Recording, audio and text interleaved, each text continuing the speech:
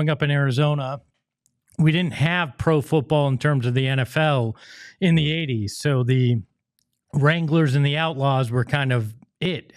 And in that book, you talk about one of the most interesting things in Arizona sports that I don't think people know, that they pretty much traded franchises at one point in this whole thing, and then merged with another. Can you kind of share a little bit about that? Because I don't think a lot of people out here have any idea this ever happened.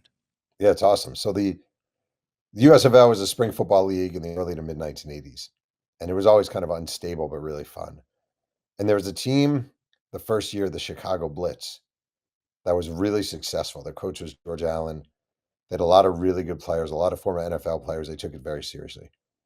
And there was a team in Arizona called the Arizona Wranglers that was terrible. They were not good.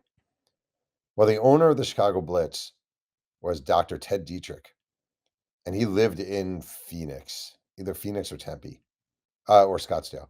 And he lived in Arizona. And at the end of the season, he decides, I don't really like flying 4 hours to see my team play. I want my team in Arizona. And like the USFL always did this weird stuff for reasons I don't understand. So they decided they would trade the entire Chicago Blitz roster for the entire Arizona Wrangler roster. So the Blitz of Chicago all became the Arizona Wranglers. The Arizona Wranglers became the Blitz. The coaches, George Allen, coach of the Blitz, became coach of the Wranglers. They swapped franchises altogether. And the funny thing is, the new Chicago Blitz needed a new head coach. And they hired Marv Levy, who would go on to fame with the Buffalo Bills.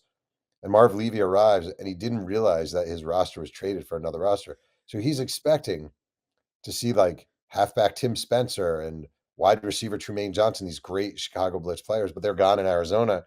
And instead, he's coaching this crappy ass former Arizona Wrangler team.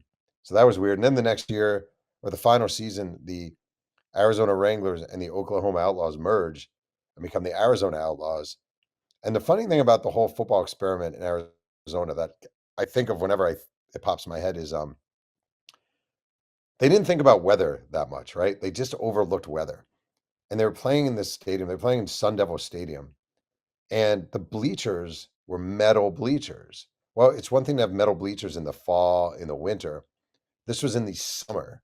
So people would just show up and burn their asses off on these 150-degree bleachers that they never considered would be maybe a problem in the spring, summer football. It's pretty funny.